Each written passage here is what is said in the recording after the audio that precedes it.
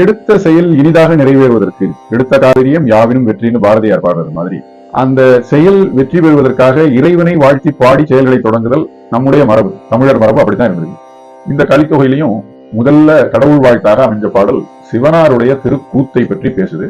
சிவன் கூத்தாடியாய் இருந்து கூத்து அமைக்க அதற்கு இசை சேர்ப்பவளாக தேவி காளியை சுட்டிக்காட்டுகிறது இந்த பாடல். ஆறு அரி அந்தனருக்கு அருமறை பல தந்து தேரு நீர் சடை கடந்து திரிபுரம் தீமடுத்து கூறாமல் குறித்ததன் மேல் செல்லும் கடும் கூலி மாறா போர் மணிமிழற்று எண் கையாய் கேள் இனி படுபறை இயம்ப பல் உருவம் பெயர்த்து நீ கொடுகொட்டி ஆடுங்கால் கோடு உயர் அகல் அல்குல் குடிப்புரை நுசுப்பினாள் கொண்ட சீர் தருவாளோ மண்டு அமர்வல கடந்து மதுகையால் நீரு அணிந்து வண்டரங்கம் ஆடுங்கால் பனை எழில் அணை மென்தோல் வண்டு அரற்றும் கூந்தலாள் வளர் தூக்கு தருவாளோ கொலை உருவை தோல் அசை கொன்றைத்தார் சுவர்புரள தலை அங்கை கொண்டு நீ காபாலம் ஆடுங்கால் முலையணிந்த முருவலால் முன் பாணி தருவாளோ என ஆங்கு பாணியும் தூக்கும் சீரும் என்று இவை மான் இழை அறிவை காப்ப ஆணமில் பொருள் எமக்கு அமர்ந்தனை ஆடி.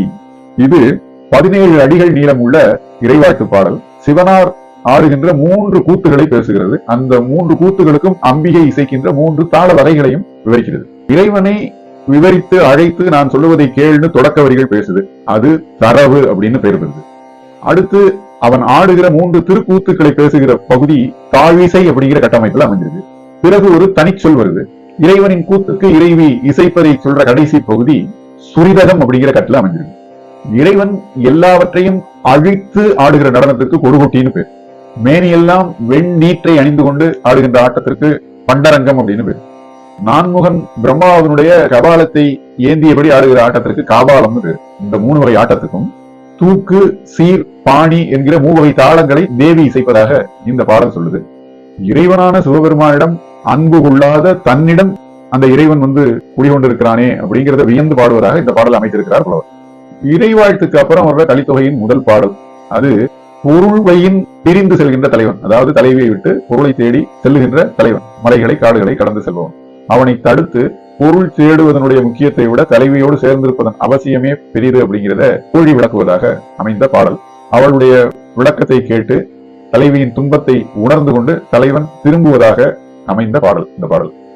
அது பாலை நிலத்தினுடைய அழகை எப்படி சொல்லுதுன்னு பார்ப்போம். அங்க இருக்கக்கூடிய வெப்பம் ஒளி எப்படிப்பட்டதா இருக்குன்னா, தொடங்கற்கண் தோன்றிய முதியவன் முதலாக, அதாவது பிரம்மதேவனை குறிக்கிறது இந்த தொடர்.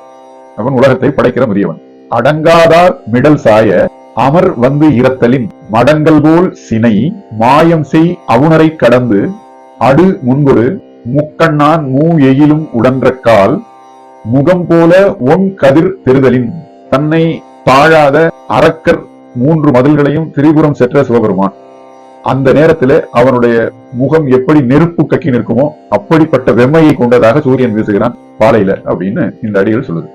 சீரு அருண் கணிச்சியோன் சினவலின், கணிச்சியோங்கிறது சிவபெருமான், அவனுடைய கோபத்தை குறிப்பிடுது. அவ்வெயில் ஏறு பெற்று உதிர்வன போல், அவர் விட்ட கணையினால அந்த மதில்கள் எல்லாம் தூள் தூளா போகுது, அதை குறிப்பிடுது. வரை பிளந்து இயங்குனர் ஆறு கெட விளங்கிய அழல் அவிர் ஆர் இடை மரப்பு அருங்காதல் இவள் ஈண்டு ஒழிய இறப்ப துணிந்தனர் கேண்மின் மற்று ஐய. அந்த சிவனார் விடுத்த பானத்தால் தூள் தூளானது அசுரர்களுடைய கோட்டை. அது மாதிரி இங்க பாலையில மலைகள் சூரியனுடைய வெம்மைக்கு பிளந்து அப்படியே கற்களாக பாறைகளை எல்லாம் மயக்கி பறந்து கிடக்கும், நடக்க முடியாத அளவுக்கு கற்கள். தொலைவு ஆகி இறந்தோர்க்கு ஒன்று ஈயாமை இழிவு என மலையிறந்து செயல் சூழ்ந்த பொருளாமோ நிலைய கற்பினாள் நீ நீப்பின் வாழாதாள் முளையாகம் பிரியாமை பொருளாயின் நல்லதை. இறந்தாருக்கு கொடுப்பதற்கு ஒன்று இல்லையேன்னு பொருள் தேடி போறது உயர்ந்த செயலாக இருந்தாலும் தன்னையே விரும்பி தனக்காக தவம் கிடக்கிற தலைவியை சேர்ந்திருப்பது அதைவிட பெரிதல்லவான்னு கேட்கிறார். பொருள் இல் என இறந்தோர்க்கு ஒன்று ஈயாமை இழிவு என கல் இறந்து செயல் சூழ்ந்த பொருளாகுமோ தொல் இயல் வழா அமை துணை என உணர்ந்தவள் புல் ஆகம் பிரியாமை பொருளாயின் அல்லதை. எல்லாருக்கும் கொடுப்பதற்கு பொருள் தேடுறது முக்கியங்கிறத விட தன்னை சேர்ந்தவளை சேர்ந்திருத்தல் ரொம்ப முக்கியம் அப்படிங்கிறத வேறு விதமாக வலியுறுத்தது இந்த அடிகள்.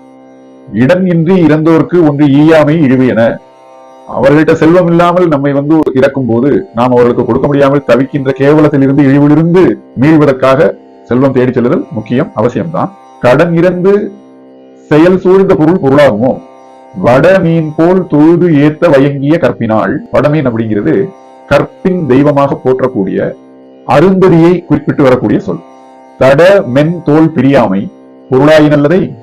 கற்புக்கரசியாக விளங்குகின்ற மாதரசி அந்த தலைவியை சேர்ந்திருத்தலை விட அந்த பொருள் தேடுதல் பெரியதா அப்படின்னு தோழி கேட்பதாக அமைந்த பாடல்.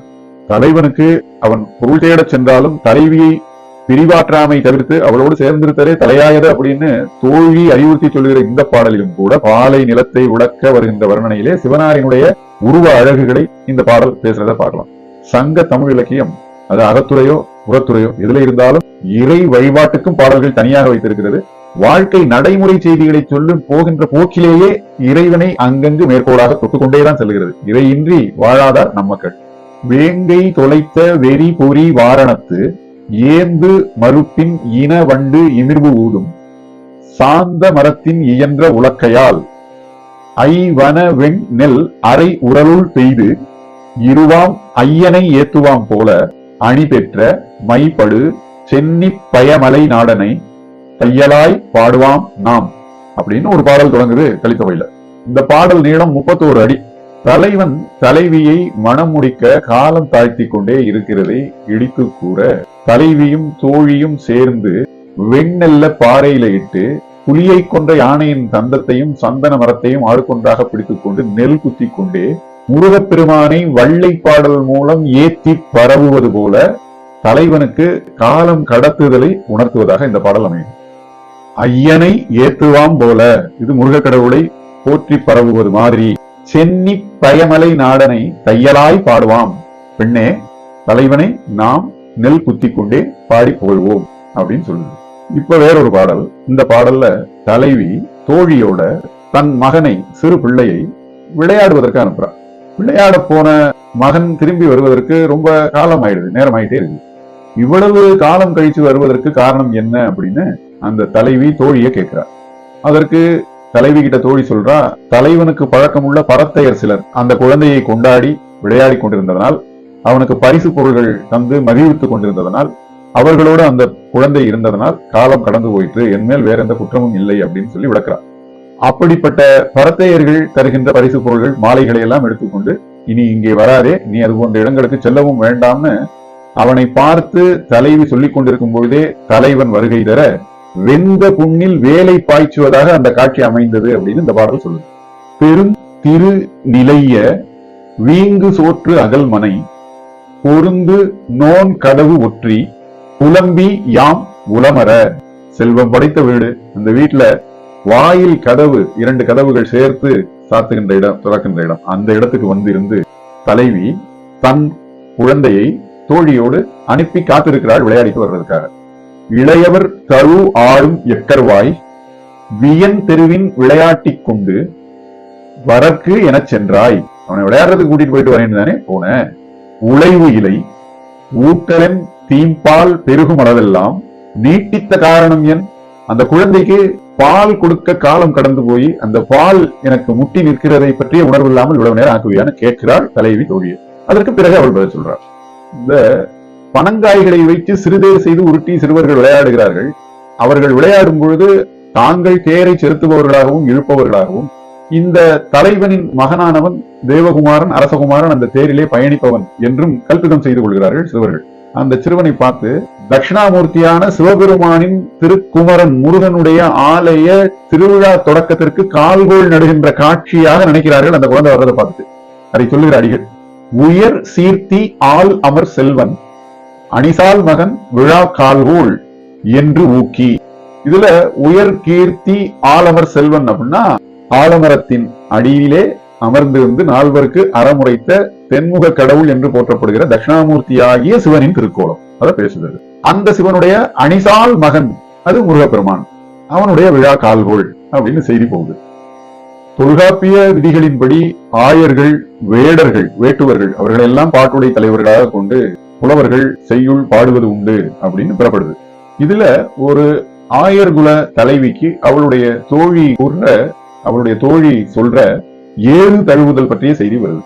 அந்த ஏறு தழுவும் பொழுது பல நிமித்தங்களை எல்லாம் காட்டி, அதுபோல தலைவன் ஏறு தழுவி அதிவிரைவிலேயே தலைவியை சேருவான் அப்படின்னு ஆறுதல் சொல்லி, தோழி சொன்ன ஆறுதல் மூலமாக நிம்மதியடைந்த தலைவியின் நிலையை பேசுது ஒரு பாடல்.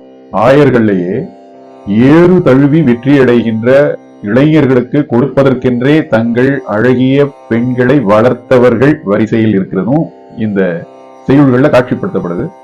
அப்படி வரிசைப்பட்டு நின்ற மகளிரை வாழ்க்கை துணையாக ஏற்றுக்கொண்ட அந்த வீர இளைஞர்களின் நலனும் விவரிக்கப்படுது.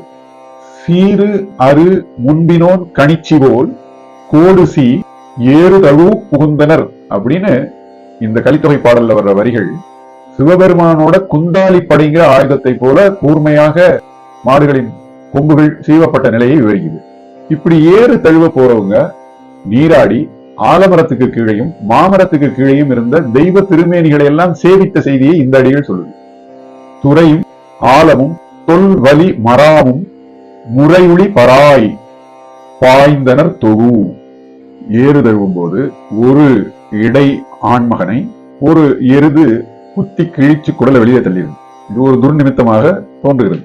ஏறு தழுவ போனவர் மாட்டால குத்துப்பட்டு தான் இறக்கிறார் அப்படின்னு அந்த காட்சியை உவமிக்கிறதுக்கு சிவபெருமான் யுகங்களின் முடிவுல ருத்ர ரூபத்தோட நின்று எருமை ஏறி வரக்கூடிய கூற்றுவனான யமனின் நெஞ்சை பிளந்து அவனுடைய குடலை எடுத்து பேய்களுக்கு கொடுத்து அந்த பேய்களுடைய வயிற்றை நிறைவுக்கிற காட்சி நினைவுக்கு கொண்டு வருது இந்த பாடல் வரிகள்ல. சுடர் விரித்தன்ன கரி நெற்றி காரி விடரி அங்கண்ணி பொதுவனை சாடி. காரிங்கிறது கருப்பு எருமையை குறிக்குது. பொதுவன் அப்படிங்கிறது இந்த மாட்டோடு பொருத வந்த இடை வீரனை குறிக்குது. குடர் சொரிய குத்தி குலைப்பதன் தோற்றம் கான் படர் அணி அந்தி பசுங்கட்கடவுள். பசுங்கட்கடவுள்ங்கிறது இங்கே ருத்ரனாரை குறிக்கிற தொடர். இடறிய ஏற்று எருமை நெஞ்சு இடந்திட்டு குடர் கூலிக்கு ஆர்த்துவான் போம். இந்த கூலிங்கிறது பேயை குறிக்கக்கூடிய வார்த்தை. சிவபெருமான் குடலை எடுத்து, அதாவது எருமையில் மேல் வந்தவனின் குடலை எடுத்து கூலிக்கு கொடுத்ததாக இந்த காட்சி பேசுது. ஆனால் தலைவியானவள் இந்த மாதிரி உவமைகளால் பயந்து போகின்றதை ஆற்றுப்படுத்தி அவளை சமாதானப்படுத்தி பல நல் நிமித்தங்களும் அங்கே தோன்றுவதை அவளுக்கு எடுத்து விளக்கி, ஆகவே இவளுடைய தலைவனானவன் அதி சீக்கிரத்திலேயே ஏறு தழுவி அவளை பெறுவான், அவளை அடைவான் அப்படிங்கிறத அவள் விளக்கிறார். இன்னொரு பாடல், பொருள்வையின் பிரிந்த தலைவன். பொருள்வையின் பிரிந்த தலைவன், அவன்கிட்ட தலைவனின் பிரிவை தலைவி தாங்க மாட்டாள், அதனால பொருள்வையின் போக வேண்டாம் அப்படிங்கிறதாக சொல்லி தடுத்து தோழி திருத்திய ஒரு நிகழ்ச்சியை அழகுபட பேசக்கூடிய பாடல். அயம் திகழ் அரும் கொன்றை அலங்கல் தெரியலான் இயங்கு எயில் எரிய பிறந்த எரி போல எவ்வாயும் கனை கதிர் தெருதலின் கடுத்து எழுந்த காம்புத்தி மலை பறந்து தலை கொண்டு முழங்கிய முழங்கு அழல் மயங்கு அதர் மருகளின் மலை தலை கொண்டென விசும்பு உற நிவந்து அழலும் விலங்கு அரு வெஞ்சுரம் இறந்து தாம் எண்ணிய எய்துதல் வேட்கையால் அறம் துறந்து ஆயிழாய். இப்படி தொடங்குகிறது இந்த பாடல். கொன்றை அலங்கலன் தெரியலான், கொன்றை மாலை அணிந்த சிவபெருமான். எயில் ஏய பிறந்த எரி போல, திரிபுரம் எரித்ததால் தோன்றிய தீ வெப்பம். எவ்வாயும் கனை கதிர் தெரிதலின், அதாவது அந்த வெப்பத்துக்கு நிகராக இருக்கிறது இங்கு அடிக்கிற சூரியனுடைய வெப்பம் அப்படின்னு பேசுது. ஆக்கத்தில் பிரிந்தவர் பிறங்கு நீர் சடை கரந்தான் அணி அன்ன நின் நிறம் பசந்து. இப்படி வரக்கூடிய அடிகள் தன்னுடைய தலையிலே கங்கை நீரை ஒரே ஒரு சடை கற்றையில் தேக்கி வைத்து மறைத்து வைத்திருக்கக்கூடிய சிவபெருமானின் திருமேனியை பேசி, அதை போல தலைவன் வனத்திலே மறைந்து சென்றிருக்கிறான் அப்படிங்கிறதாக சொல்லுது. இந்த அடர்ந்த காடு, காய்ந்த காடு, இந்த காய்ந்த காடு கடத்திற்கு அரியது அப்படின்னு நினைக்காமல் செல்வத்திற்காக தேடி அந்த காட்டை கடக்க போன நிலையை பின்வரும் அடிகள் பேசுது. அங்கேயும் சிவனின் திருமேனியை சொல்லியே உவமை கொடுக்கிறது. கல் காய்ந்த காட்டகம், ரொம்ப கடுமையான வெப்பம் தரக்கூடிய பாறைகள் நிறைந்த காட்டுப்பகுதி. வெறு வந்த ஆறு என்னார், கடத்திற்கு அரிய இடம் அப்படின்னு நினைக்காதவர் அந்த தலைவன். விழு பொருட்கு அகன்றவர் உருவ ஏற்று ஊர்தியான் உள் அணி நக்கண்ண. இங்க ஏற்று ஊர்தியான் அப்படிங்கிறது சிவபெருமானை பேசுகிற தொடர்.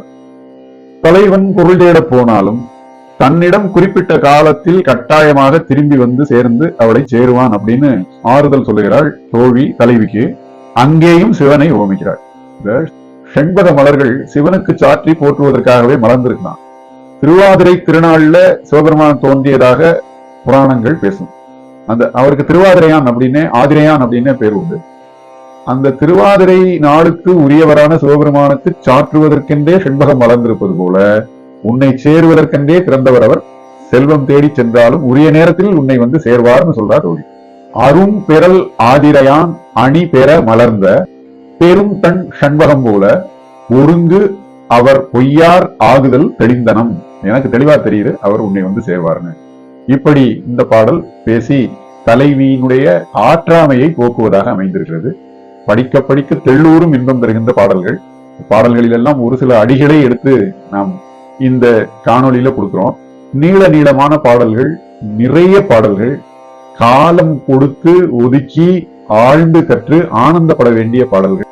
அந்த பாடல்களை படித்து தமிழ் வளர்ப்போம், தமிழால் வளர்வோம். வாழ்க தமிழகம், வளர்க தமிழர், வெல்க பாரதம்.